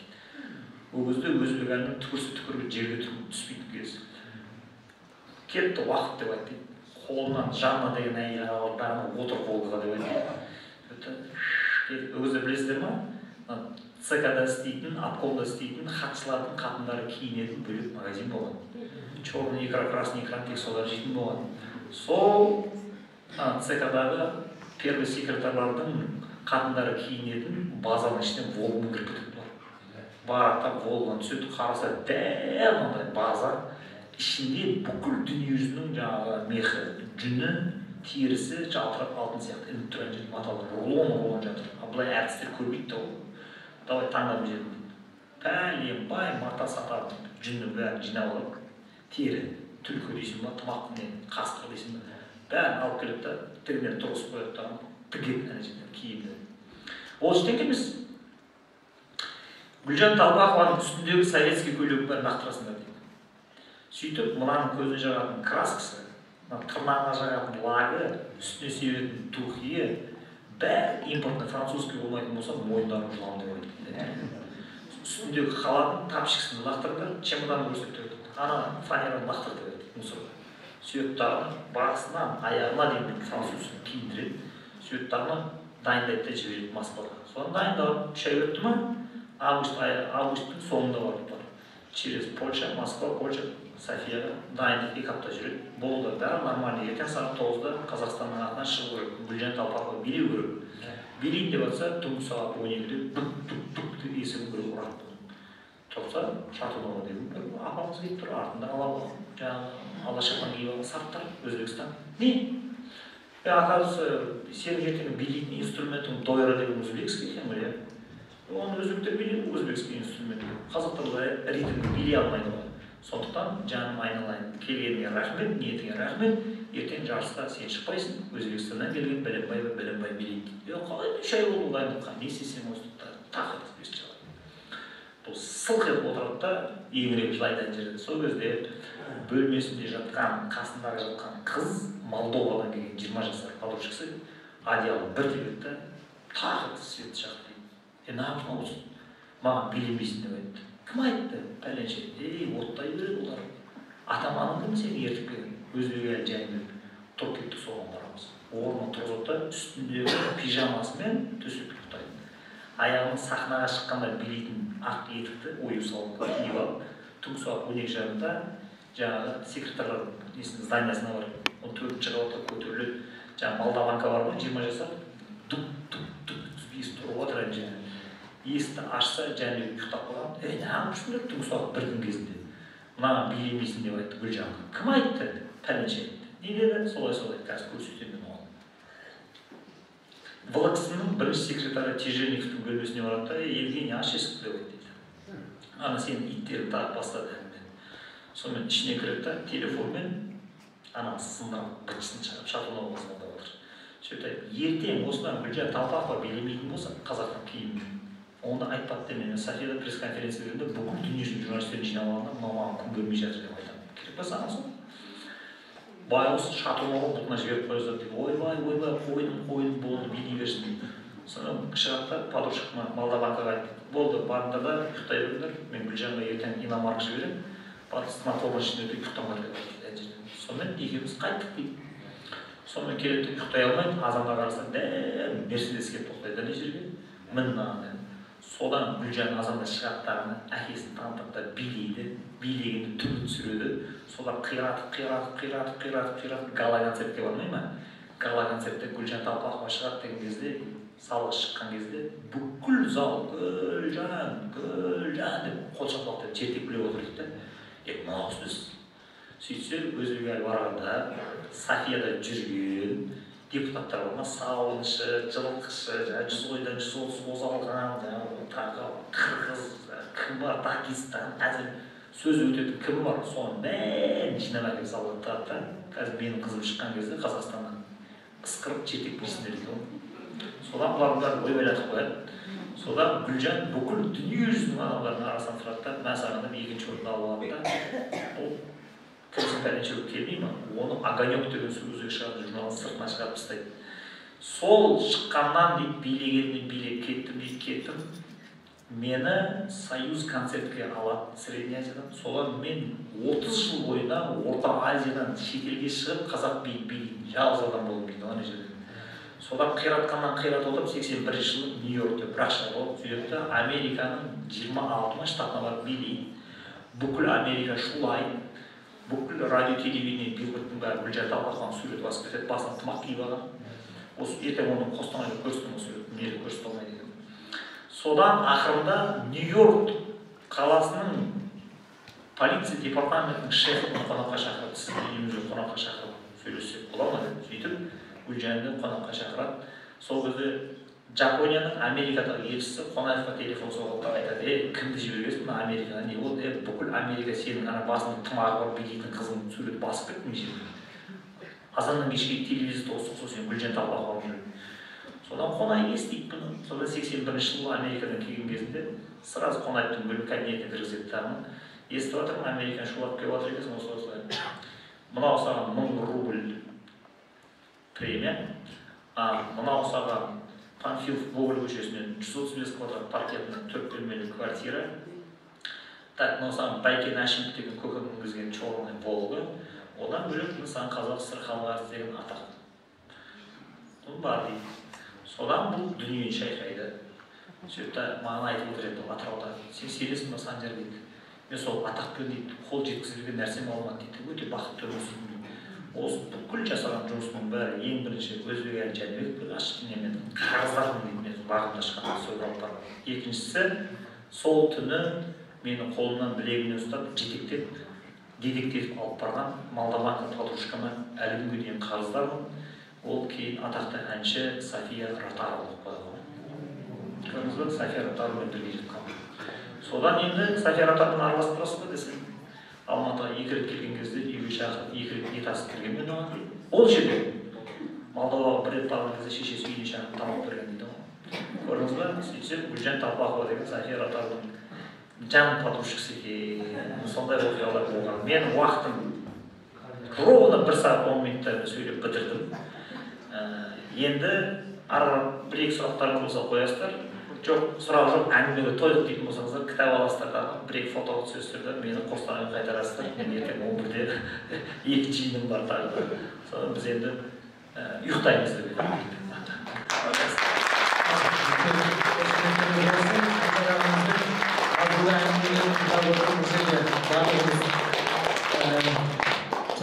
деректермен, ақпараттармен байып отырмыз дегім келеді. Олай болса, залда сұрақ қоятын кісілер болса, бірен-саран сұрақтарыңызды қойып, ағамыздан жауап алып, бүгінгі кешімізді аяқтауға тырысайық. Ал жақсы, ағамызда сұрақ бар екен, Санжар аға? Қоя беріңіз. Қарғам Саржан, мен осы Наурызым ауданының Карамай жителімін. Өмір бойы осы жерде 50 жыл жұмыс істедім. Енді өткен өмірімді түгел баяндап уақытыңызды алмайын, толып қалған шығарсың. Асанқайық деген жер бар біздің еліміз. Сол Асанқайық деген атамыздың туралы мынадай тарих бар. Ол кісі жерді ұйқын іздеп жүріп, жер маясыменен сол біздің елде де болған екен. Сол қайығының табанында қайық деп аталады. Асанқайығымыздың сокращайтып жасын айтпайды. Асанқайығыменен көлдің жобасы сызып, бір елге қоныс болатын жер екесің деп айтқан екен деген сөз бар. Сіз енді этнограф, тарих, әртүрлі кругозорыңыз өте бай кісі екенсіз. Сол туралы айтатыныңыз бар ма? Әлде келешек болашақта тексеріп, жинап, ғылыми еңбек жасарасыз ба деген жай өзімнің ойым қойды. Сіздер мұндай әңгімелерді болашаққа қалдырыңыздар, себебі үлгермей жатырмыз қазір. Себебі әр ауылға, регионға барған кезде міндетті осындай бір ақсақал шықты. Мынаны жазсаңдаршы деп мен мойныма жүктеп жіберіп жатыр. Соны біз көбіріп қалдық. Сіз бізге просто айтыңыз, заказ беріп қойыңыз, болды, бізде тұра бересіз. Келістік? Келістік. Болды. Жақсы, рахмет. Аңлаштық. Сұрақтар болса, жастар отауын. Ол 5 минуттың шаруасы сосын. Сұрақ бар? Сұрақ бар. Сұрақ болса қоя беріңіз. Ассалаумағалейкум. Уағалейкумсалам. Наурыздың өміріне қош келдіңіз деймін. Мына уақытыңыз аз болған өкінішті өте. Әлі де сөйлесіп тұрып алады. Менде мынандай сұрақ, маған өзбек әлі мәдени майдан туралы жаздыңыз ғой. Сол мақсатыңыз не болды осы кітапта жазу? Оның мақсаты біреу-ақ.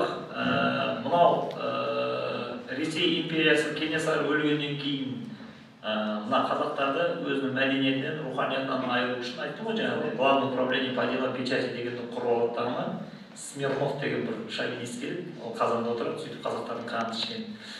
Содан бастап қысым келе жатырдағыны, кейін бұны мен темірлеп жүргенім соғысты, жаңа декаданың кезінде. Екінші Ильяс Омаров соғысты, 67 мен 70-тің арасында мәдениет министрі болып отырған кезінде.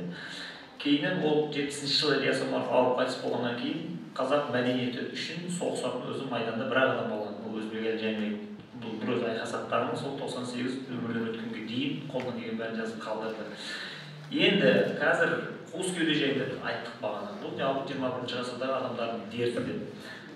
Естеріңізде болсын, қараңыздар жаңағы мақсатқа қатысты. Мына біздің оқитын ғылымда экзистенциализм деп аталатын әр ғасырға бір характеристика береді. Соның біріншісі тыңдаңыздар, 17-ші ғасырда математика ғасыры деп айтады. Адамдардың жаппай математикамен айналысатын кез. 18-ші ғасыр физика ғасыры, жаңалықтардың ашылатын кез. 19-ші ғасыр биология ғасыры, 20-ші ғасыр атом ғасыры. 20-ші ғасыр атом ғасыры естеріңізде ме? Мектепте НМТ-да бізді атом бомбасы жарылып кетсе қақабатта боламыз деп, бұл вещиге барып тұрып азынан кешке дейін противогазик жүріп жүретін қара жерде. Әлем солай ауырған атом бомбасы ішінде жарылады деп ойлаған. Содан кетіп тағы 91-ші СССР тарағаннан кейін Қазақстанға келіп Америка біздегі ядерный жаңағыдай боеголовкалардың бәрін алып, жинап, теріп, бәрін сатып, құттықтан өскеменнен несіне шейін. Сөйтіп Украинада өздеріндегі атомный бомбаның бәрін тапсырды Россияға. Оның орнына олар безопасность гарантия алған, олар бәрі гарантия жайына қалды. Сөйтіп тағына болды. атомный бомбаның қауіпі сейілді. Енді 21 ғасырда адам сияқты үрейге берілмей рахаттанып өмір сүреміз деген сөйтіп қазақтар ойламаған жерде әлемдегі ең көп ажырасатын және өзінің ең көп қол соғатын оқушылардың арасындағы өмір сүруге өте қабілетсіз ұлтқа айналды.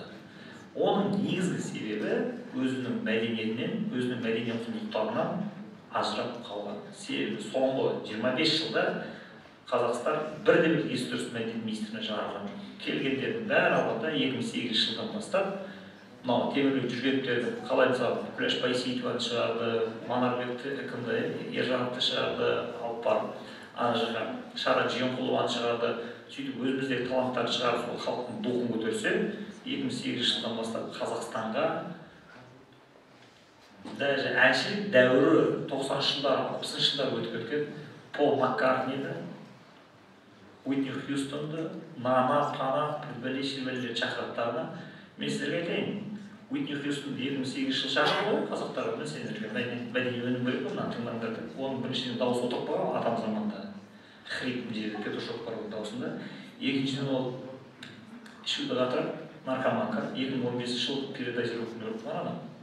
Соны Алматыға алып келген кезінде үкімет үйінің бір бөлмесін босатып Уитни Хьюстонға гримерді жасап берген.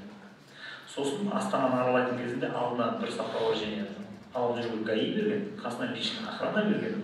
Одан бөлек әшейін чиновниктердің тусовкада отырып, әшейін бір өлеңді шала-шарпы айтып кеткен үшін $500 000 оған гонорар берген.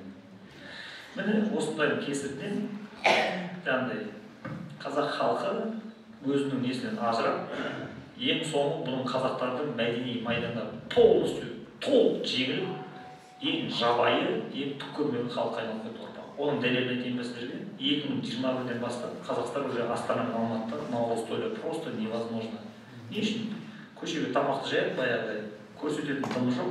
Қарасаңшы видеолардың бәрі. Алматы мен Астананың қақ ортасында наурыз көшеге таласып адамдар деген ашаршықтан келген сияқты пакеттеріне салып жатыр. Былтыр август айында естеріңіздер ме?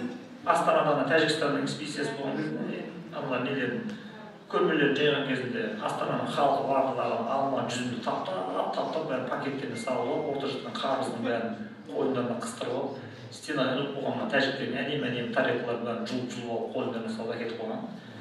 Міне енді сондай оқиғаны көріп отырғаннан кейін сен мәдени майдан деген кітапты алып жазбайсың. Жазасың сосын. Соны тоқтату керексің сен. И притом бұл өте жақсы әсер етті. Мына екі кітапта қуыс кеуде екеуі де ауырдаға кірді, ана адамдар кіргізді. Әсер ететін адамдардың бәріне. Енді биыл наурызды Өзбек әлі Жәнібектің стилінде қайттан тойлайсыңдар, қайттан караван жүргізесіңдер, ана наурызды тамаққа таласатын, жабайы, тұрпайы, ана варваризм тоқтатыңдар деп отыр.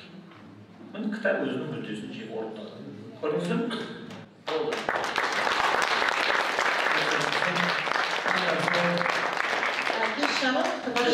Кеш жарық, Санжар мырза, мен осы докучайлық мектебінде орыс тілі мұғалім болып жұмыс істеймін. Менде осындай сізге сұрақ.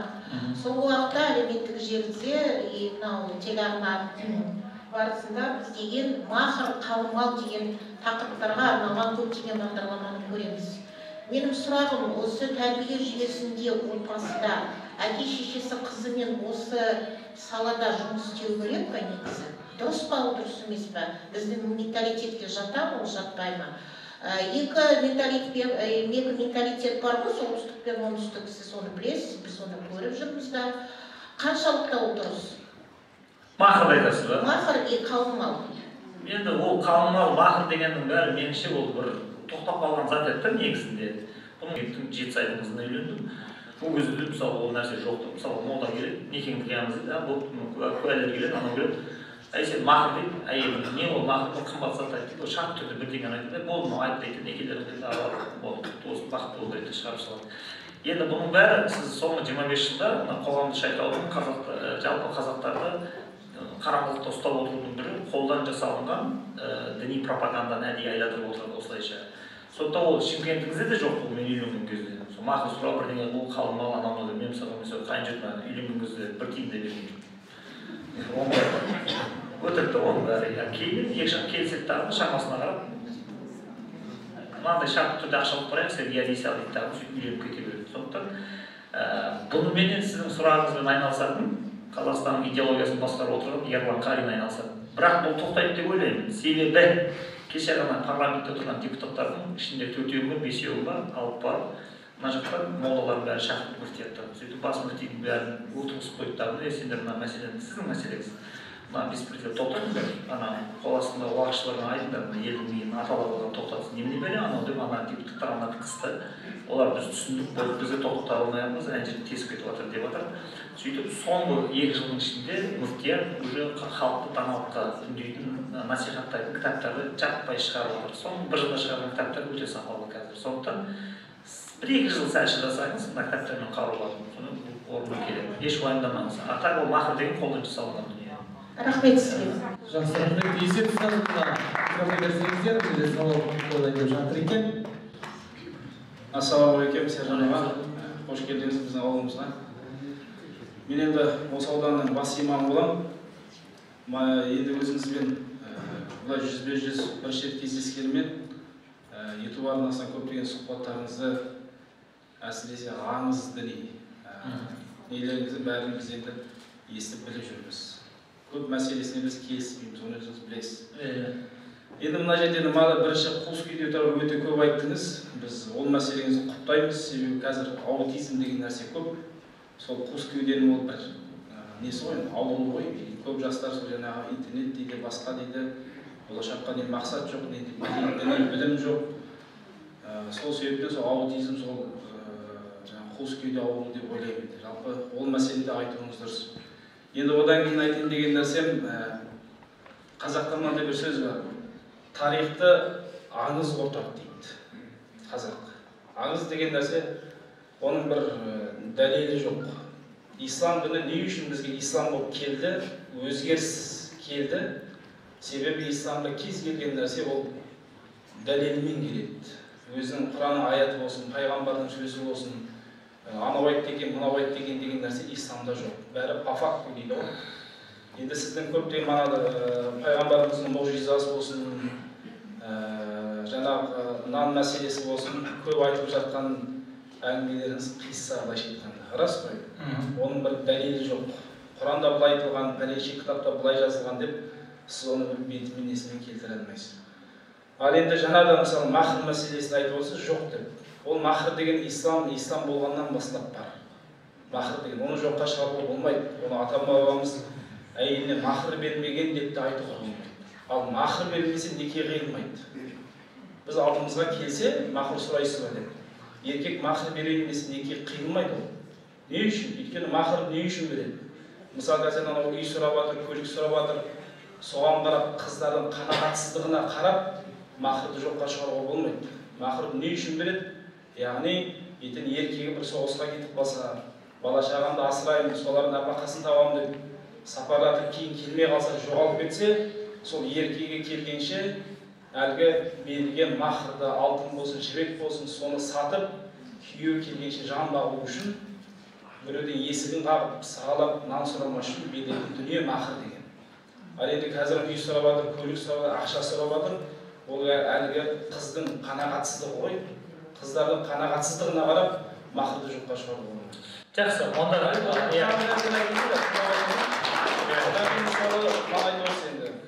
еркектерді бөлек, әйелдерді бөлек отырғызып той жасады деп.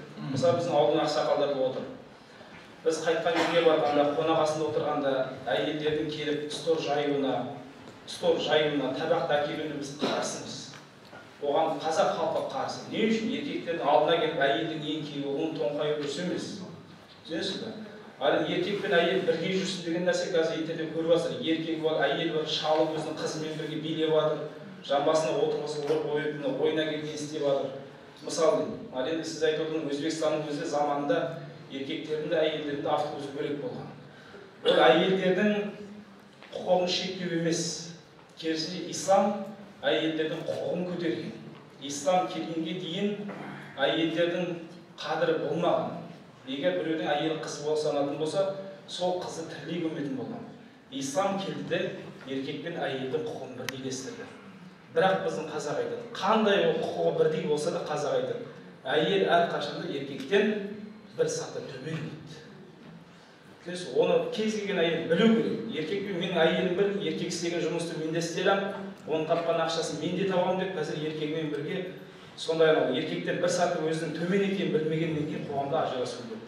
Мінекей, одан кейін жаңағы қиссасы Нәбиді айтып отырсыз. Мысалы қиссасы Нәбиді 50 жастан кейін оқу мен ойымша дұрыс емес. Тарих қай кезден басталады? Кез келген тарих білесіз. Кішкентай кезімізде әке-шешеміз былай жаттатады. Балам, сен мұсылмансың ба? Альхамдулилла, мұсылманмын. Қай кезден бері мұсылмансың? Әл-Мисақтан бері мұсылманмын. Сосын Әл-Мисақ деген не? Әл-Мисақ деген күллі рухтар жаратылған кезде біз иә деп жауап берген кезіміз. Яғни бізді ата-бабаларымыз кішкентай кезімізден бастап діннен тәрбиелеген. Ал енді сол керемет кітабыңызды көп адамдар бала кезден білмегеннен кейін, 50-ге пенсияға жақындағаннан кейін, оқығаннан кейін қазір көп кісілер жастарға дұрыс ақыл айта алмайды, өйткені тарихты білмейді. Ал енді біздің тарихымыз адам атадан өзіңіз айтып отырған Ибрахимнан, Исламнан, Исхақнан басталады. Сол үшін кез келген адам, соңғы сөзім айтайын, қазір кез келген адам өзінің сауатына қарамай сөйлей беретін бір екі тақырып бар. Біріншісі өзіңіз айтқан саясат, Путин айтады, Байден айтады, білім жоқ. Екіншісі дін. Мысалы, сіз енді ағартушысыз, жазушысыз, философсыз қателеспесін, мысалы деймін. Ал енді мақрұм мәселесінен сізден діни адам болмағаннан кейін, бірақ аңызыңызға қарап, қиссасы Нәбиге қарап, мынау кісі сізге мақұл туралы сұрап отыр да, сіз оған жауап беріп отырсыз. Бірақ мақұл туралы жауап беретін ол өзіміздің мүфтият бар, қарашаңырақ бар. Яғни әркім өзінің маманымен сөйлеу керек деп ойлаймын. Жақсы, мен мақұрға қатысты, мен сізге конкретно айттым да. Шымкентте 97 жыл мен үйленген кезде молда мен шақырып алып, мен әйелім сұрады, мақұр сұрайсың деді. Шақырып түрде бірдеңені айтты, мынау сұрады, болды, некесін қияттан жіберді. Енді сіз енді онда болашақта сіздер мойындарыңызда жаңағыдай мақұр сұраған кезде үй сұрайтын, анау сұрайтын, мәшине сұрайтын, соның кесірі айқай-шу ұрыс төбелес туатын болса, оның қанағатсыздығынан болды ма, басқа жағынан болды ма, оны сіздер шешуді мойындарыңызға, жауапкершілік мойындарыңызға аласыздар. Ал енді қазірде адамдарға біз мақұл сұрап жатса, шартты түрде екі жақ келіседі, енді екеуі бір-бірін сүйіп ғашық болып отырған адамдар, енді оны мынаны пайдаланып, мөлшерде мен оның мойнынан көрсетіп, дүние мүлкін сатып алайын деген сияқты нәрсе болмау керек қой енді ана жерде. Мысалы мен сізге мақырдың бағасын айтып жүрейінші, халыққа айтып. Анау кісіге. Мақыр шариғат бойынша кейбір ғалымдар бір қой деген. Мақырдың бағасы. А кейбір ғалымдар екі қой деген. Сонда бір қойдың көлемі қазір қанша 50 мың ба? Мысалы 50 мың сұрау 60 мың сұрайын десе мақыр сонымен болды. Үй сұрауы көлік. Мақырдың бағасы мұхтарам жамағат. Шариғат бойынша бір қой немесе екі қой. Түсінесіз ба? Яғни еркектің жағдайына байланысты сұралады. Заводта істейтін мен секілді имамнан қатын келіп көлік сұрап отырса, бейшара қайдан беремін оны? Еркектің жағдайына қарап мақыр сұралады. Түсінесіз ба? Ал енді шариғатта ол таласып тұр, бір қой дейді, немесе екі қой дейді. Одан қырқат сұрау. Жақсы, үлкен рахмет. Алтын уақытымызды алмайық, ағамыздың да уақытын алмайық. Соңғы сұрақ, соңғы мәселе, қиссасыл Әнбияны шамаңыз келе ма? 6 жасыңыздан бастап оқыңыз. Шамаңыз келмей ма? Басқа жастан оқыңыз. Ол 50 жастан асқаннан кейін, бірақ міндетті түрде деп отқан нәрсе, ол заңмен бекітілген нәрсе емес. Ол менің сіздерге айтып ұсынысым, көзқарастарым. Сондықтан мен субъективті көзқарасымды бір заң ереже ретінде қабылдамай ақ қойыңыздар. Жақсы. Санжар мырза, сізге бір мынау балам деп айта берсеңізші. Иә, мынау Өзбекәлі ағай туралы кітап жазып отыр екенсіз. Өзекең бұл кісі мынау Торғай облысында көп жыл жұмыс істеді. Мен де сол жақта көп бір ай істегенде сол жақта қызметте. Бұл кісі Торғай, Амангелді Торғай бүкіл қазақ халқында көйімдік жасады. Оны өздеріңіз білесіздер. Филармония ашты, музей ашты. Бұл өзі сондай өте қазақ адам ғой. Және ұлтжанды азамат. Соғысының деймін, енді осы соңғы кезде неге көп шықпай қалды? Прессеге неге көп шықпайды? Өйткені қазіргі мысалы есептесек, бұрынғы Қонаевпен бірдей бұл кісі еңбек жасаған адам. Соның қандай причинасы бар деймін ғой. Артының жоқ болып кетуі ма? Иә, артының жақсы болды, түсіндім. Бүкіл қазақ халқы бұл емес. Бүкіл қазақ. Енді сіздер өзі түп түсінікті ситуацияға сұрақ қоятын қызыққан адам екенсіздер деп айтады дейді. Сіздер Қазақстанның ескі Қазақстан деп не үшін аталатынын білесіздер ме? Ескі Қазақстан деп аталатын себебі ескі Қазақстанда бір кісі билікті жекеменшігіне айландырып алғандағыны 30 жыл елде армансыз билеп төстеген. Соған байланысты 2006 жылдан бастап 2006 жылдан бастап әсіресе елдегі танымал тұлғалардың бәрін айтуға насихаттауға былай подпольно не салынған, бір фильм салынған деп айтуға болады. Жазбаша еш жерде жоқ, бірақ бәріне айтады. Сондықтан сіздер соңғы 20 жылда тек қана бір адамның бейнесін көріп, азаннан кешке дейін жаңалықтан тек бір адамды мақтаумен айналыстыңыздар. Бәріміз солай болдық. Енді ескі Қазақстан кетті, жаңа Қазақстан келді. Енді Тоқаевтың дәуірінде шынымен де бұл адамдарды насихаттауға, көбірек не істеуге өте жақсы мүмкіндік туды. Сондықтан біз бұны қолға алдықтармыз, давай деп бастап келіп жібердік. Сондықтан сіз еш саспай-ақ қойыңыз. Өзбек Жәнібек деген көкеміз міне айландырған 3 айдың ішінде кітабы 25 мың тиражмен сатылып, Қазақстанның бүкіл облыс орталықтары мен аудандарында жартылай насихатталып кетіп баратыр. Және бұны бүкіл мектептерде жастарға жаппай оқытып жатыр. Сондықтан өзбек атаңыз жеңді, сіз уайымдайтын ештеңе де көріп тұрған жоқ.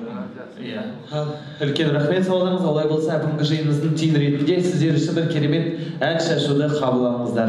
Сахна төрінде Гүлнұр Жақсылықова, Қазақстан қырам далан әнмен.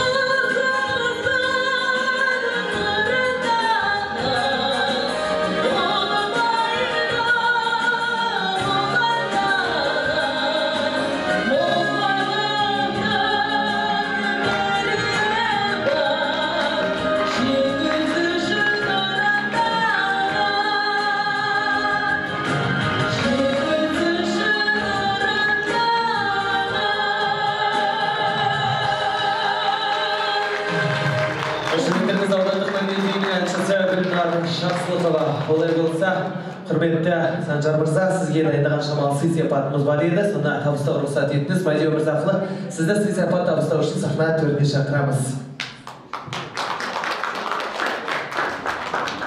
Құрметті Санжар Әбдірайымұлы, оқырманның кітап оқып ой-өрісінің кеңеюіне, жан-жақты дамуына, кітап кейіпкерлерінің мінез құлқындағы жақты тұстарын бойына сіңіруіне, көркем әдебиетке, кітапқа деген қызығушылығын арттырғанымыз үшін алғыс білдіреміз. Құрметпен, ізгі тілекпен Наурызым ауданының әкімі Мәди Ихтилапов. Қошеметтеріңіз болсын, алғыс хат Санжар Әбдірайымұлына.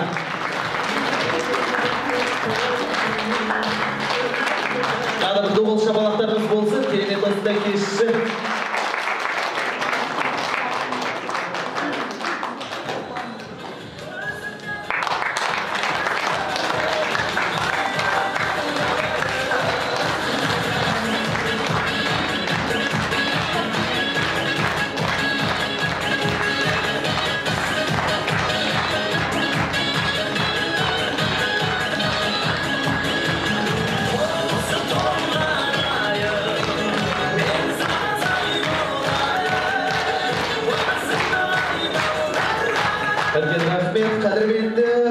Бүгінгі кеш баршаңызға жақсы көңіл-күй сыйлайды деп ойлаймын. Баршаңызға жылы жүрек, ыстық қайрат, нұрлы ақ тілей отырып бүгінгі кешімізді аяқтаймыз. Баршаларымызға атсалысқандарыңыз үшін алғысымызды білдіреміз. Келесі кездескенше сау саламатта болыңыздар. Осындай керемет кездесулер ауданымызда көп бола берсін дейміз. Рахмет. Автограф алып шақырыңыздар.